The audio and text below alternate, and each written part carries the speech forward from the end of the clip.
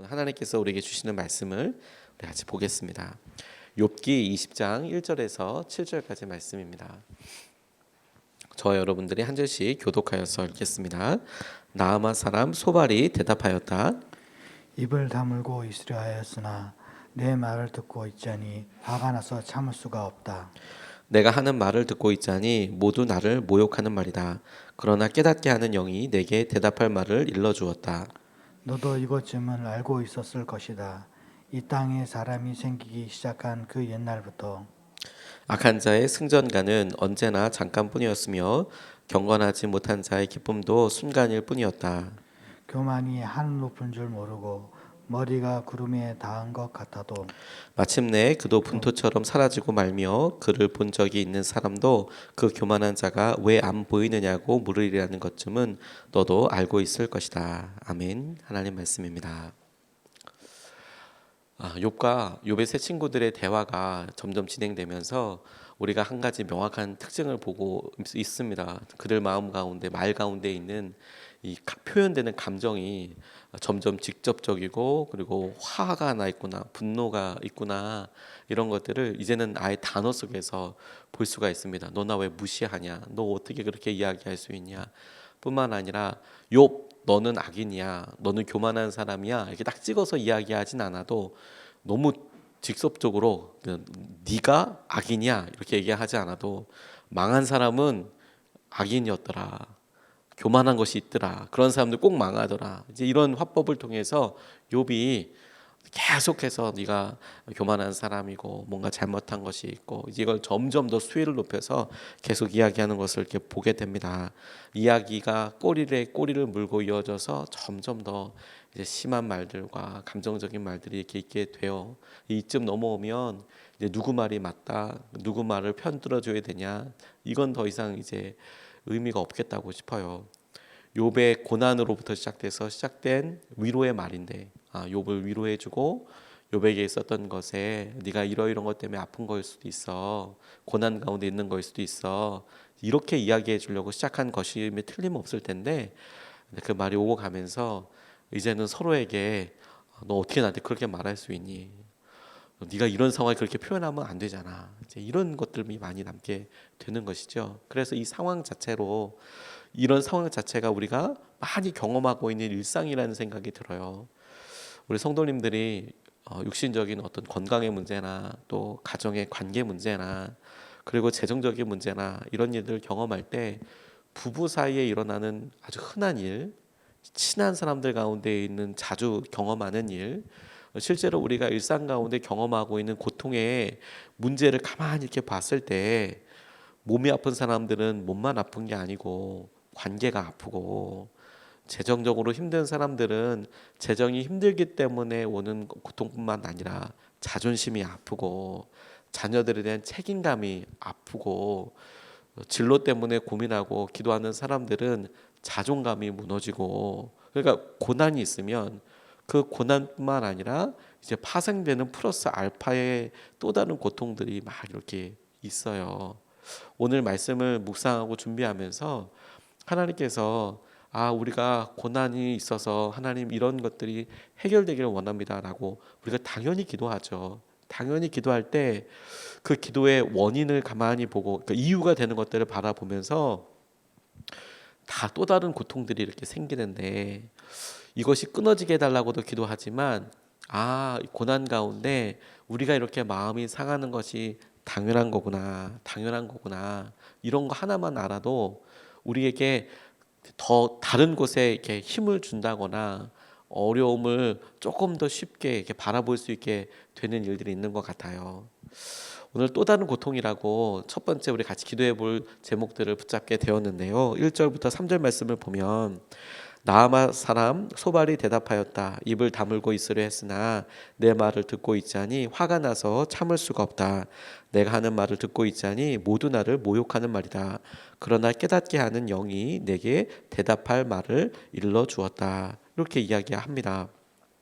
소발이 이렇게 이야기하는 데는 욥의 표현도 사실 이유가 좀 있어요.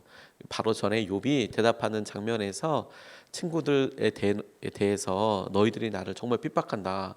막 이렇게 이야기하고 다그치는 부분들도 있었거든요. 그러니까 그 이야기를 듣고 이 소발이 나를 무시한다. 이제 막 이런 식으로 이야기를 해요. 그래서 처음의 의미도 다 사라져 버리고 이제 마음에만 서로가 마음 상처받은 그 상처와 마음에만 이제 집중하고 이야기를 하는 것이죠. 여기에 처음에 없었던 또 다른 고통의 이유가 이제 등장하게 돼요.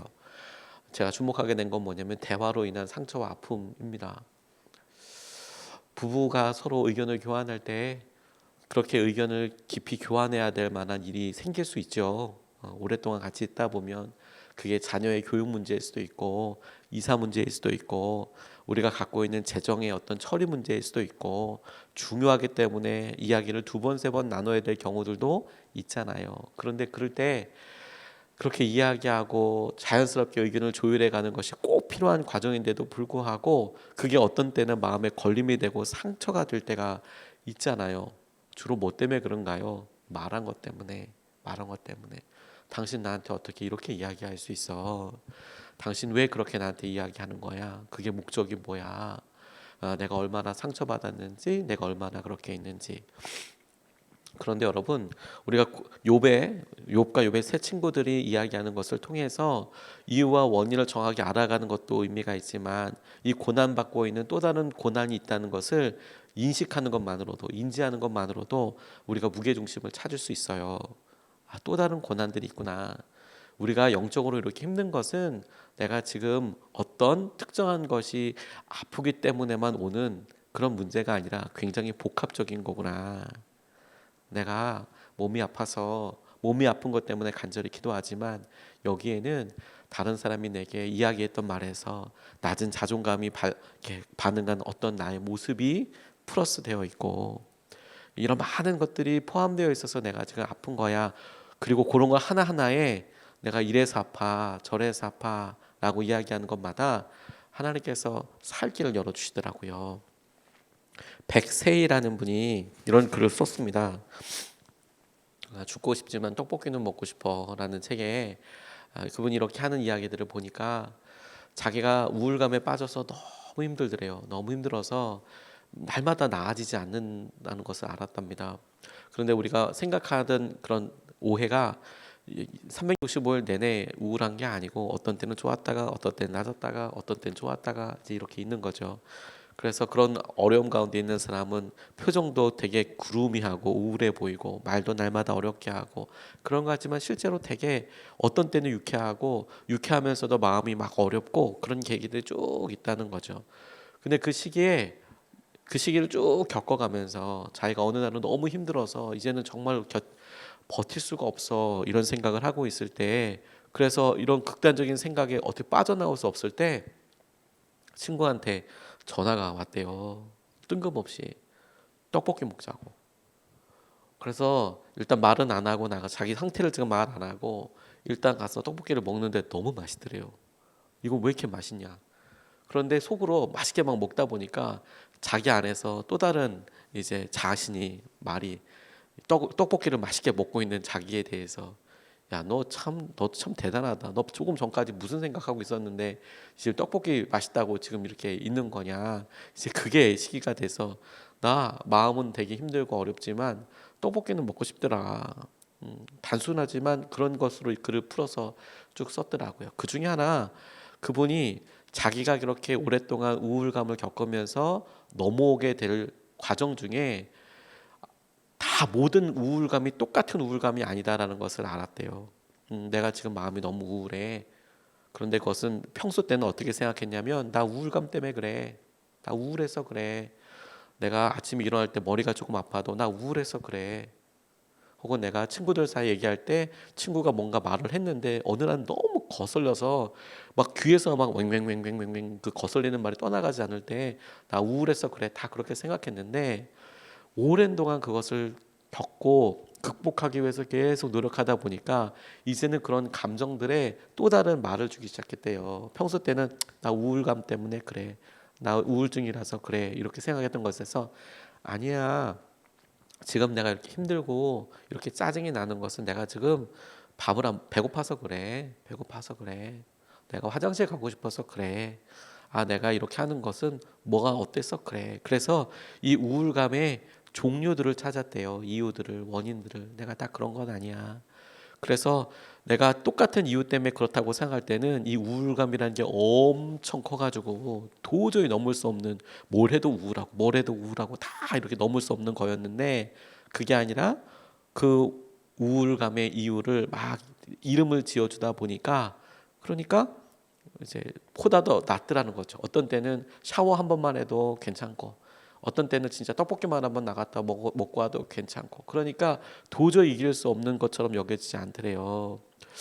욥의 고난을 이렇게 바라보면서 우리가 어느 순간에 그의 말에, 욥의 새 친구들의 말에 혼박 들어가서 나도 이런 말을 한 적이 있었는데, 혹은 들은 적이 있었는데, 그래서 상처받았는데, 내게도 이렇게 소발 같은 사람이 있는데, 이렇게 접근하기보다 아, 맞아. 내가 오늘 겪고 있는 고난 가운데는 내가 정말 힘들고 어려워서 있는 고난도 있어. 그런데 거기에는 다른 사람의 말도 있어. 이거 두 개는 다른 거야. 그러니까 절대로 우리가 겪고 있는 고난이 넘을 수 없는 고난이 아니에요. 재정이 힘든 것과 관계가 어려운 것은 다른 일이에요. 다르게 기도해야 될 기도 제목이고요. 내가 육신적으로 힘든 것과 오늘 아침에 내가 뭘 먹어야 될지, 그건 다른 문제예요. 다르게 하나씩 하나씩 넘어서면 되는 거예요. 그래서 내게 또 다른 고통의 종류가 있다는 거. 그래, 내가 지금 이렇게 힘들고 고난 가운데 있는데 이건 누구와의 대화 때문이고 이건 무엇 때문이고, 이렇게 하나씩 이름을, 또 다른 고통에 대해서 이름을 주어주는 것만으로도 고통이 커다란 한 무더기가 돼서, 한 덩어리가 돼서, 아니 커다란 산이 돼서 이거 도저히 못 넘어, 이렇게 생각하는 것에서 훨씬 더 다른 시선과 그것을 이길 수 있는 지혜와 능력을 줘요. 그걸 보게 됐습니다. 기도하면서. 아, 그렇구나. 우리가 힘들어하고 어려워하는 것, 그게 고난의 전부 다가 아니라 그걸 총체로 여겨서 내가 도저히 넘을 수 없는 것이라고 생각할 것이 아니구나. 또 다른 고난이 있고 대화가 있고, 그러니까 대화는 대화로 풀어야 되는 거고, 그게 내가 화낼 일도 아니고, 그게 내가 어떤 것을 인하여서 내 어떤 모습도 아니야. 그렇게 분노의 고리를 끊는 거예요. 내가 더 이상은 절망의 고리를 끊어내는 겁니다. 다른 거예요. 다른 거예요. 내가 아픈 것과 우리 부모님이 힘드신 것과 다른 문제예요. 다르게 기도해야 해요. 똑같은 게 아니에요. 이름 하나만 주어져도 우리가 놀라운 주의 은혜를 기쁨으로 새롭게 기도할 수 있습니다. 두 번째 주목하게 된 것은 겉으로 드러난 모습이 전부 다가 아니라는 거예요. 4절서부터 7절까지 말씀을 보면, 너도 이런 것쯤은 알고 있을 것이다. 이 땅에 사람이 생기기 시작한 옛날로부터 악한 자의 승전가는 언제나 잠깐뿐이었으며 경건하지 못한 자의 기쁨도 순간일 뿐이었다. 교만이 하늘 높은 줄 모르고 머리가 구름에 닿는 것 같아도 마침내 그도 분토처럼 사라지고 말미어 그를 본 적이 있는 사람도 그 교만한 자가 왜 안 보이느냐고 물으리라는 것쯤은 너도 알고 있을 것이다. 이 내용의 대상이, 이 말의 타겟이 좀 명확하죠. 예. 다 사라져 버리더라. 나쁜 사람들은, 악인들은 다 사라져 버리더라. 그 사람들이 왜 사라졌는지 너도 알고 있지. 이제 이렇게 이야기하는데, 그런 이야기를 하는 이유는 욥이 그렇잖아, 너잖아, 이런 표현과 똑같은 거죠. 소발이 하는 말을 통해 그대로 우리 자신을 바라보고 우리 삶의 태도도 점검해 볼 수 있겠다는 생각을 하게 됐어요. 그 삶의 태도, 그렇게 말하는 기준이 뭐냐? 욥이 지금 어떻게 되었는지의 겉모습을 기준으로 하는 거예요. 만약에 욥이 여전히 부유하고 여전히 건강했다면 소발은 이렇게 이야기할 이유도 없을 거예요. 그런데 욥이 지금 몸도 마음도, 그리고 또 얘기하다 보니까 믿음도 다 무너져 있는 것 같아 보여요. 그러니까 무너져 있는 그의 상태를 보고 그 겉모습에 대해서 이제 평가하는 거죠. 네가 그런 것은 하나님께로부터 교만했기 때문에 네가 이렇게 홀라당 망한 거야. 네가 하나님을 믿음으로 의지하지 않기 때문에 네가 이렇게 여전히 아픈 거야. 겉모습을 보고, 드러난 모습을 보고, 네가 지금 그런 이유는, 그렇게 고난을 받고 있는 이유는 이런 거야 라고 이야기하는 것이, 고난이라는 고통 플러스에서 내가 정말 그런가라고 생각하는 원인들이 이렇게 계속 되는 거죠. 근데 그런 대화에 본인 스스로도, 그리고 다른 사람들에게 이야기할 때에도, 그리고 내게 다른 사람이 말을 할 때 내가 알아들을 때에도, 그럴 때도 흔들리지 마세요. 지금 우리가 겪고 있는 고난의 어떤 종류나 어려움의 어떤 종류, 그 겉모습으로 다 판단하지 마세요. 그 뒤에 또 다른 이유가 있고 또 다른 원인들이 있잖아요. 그렇게 말할 수도 없고 아직 우리 삶이 다 끝난 것도 아니에요. 어느 순간에 우리가 그 상황을 잘 묘사하고 이야기하기 위해서 하다 보면 흔히 하는 실수라고 생각이 들어요. 과거에는 어떻고 지금은 어떠한가 이렇게 질문하기보다, 내가 지금 이런 말을 하고 있고 이런 사람들을 만나고 있고 내 삶에 지금 이렇다라는 것으로 너는 지금 이래 라고 자기도 이제 규정하는 거죠. 의외로 교회 신앙생활 하다가 참 믿음 생활 열심히 하시는 분들 중에 가끔 이제 정말 가끔 이제 흔들 하시는 분들이 있으세요. 그런데 이렇게 흔들 할 때 그 이유, 그 촉발점, 시작점이 되는 점을 보면 의외로 되게 단순합니다. 열심히 해왔는데요, 자기가 하기로 했던 어떤 사역과 어떤 일들에 대해서 자기가 스스로 이렇게 덜컥 지키지 못했어요.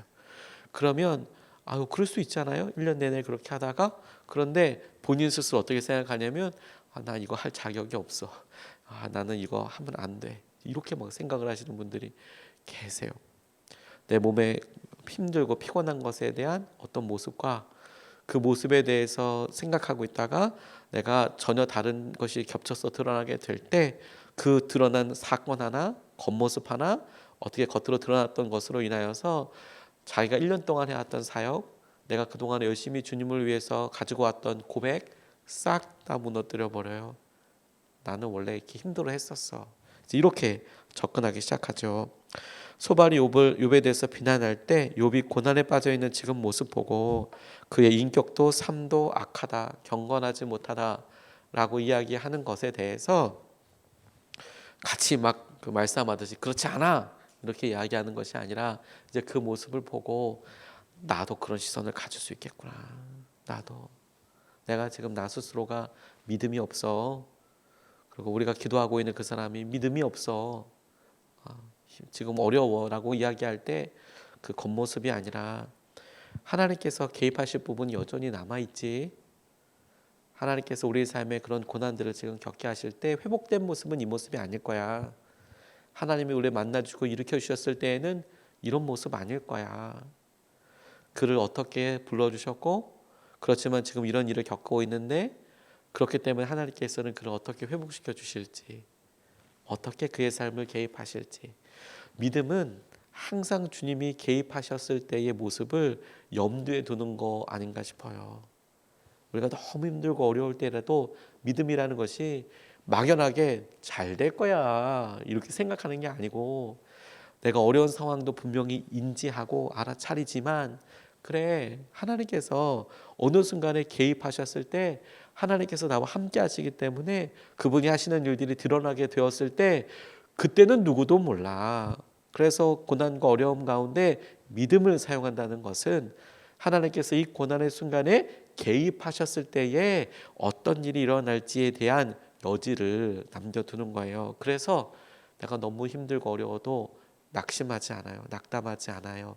이유는 하나님께서 우리 삶에 개입하셔서 나를 어떻게 바꾸실지 모르기 때문이에요. 그리고 그렇게 하실 일을 내가 의지하고 신뢰하기 때문이에요. 여전히 붙잡고 있기 때문이에요. 그게 너무 중요한 거 아니겠습니까?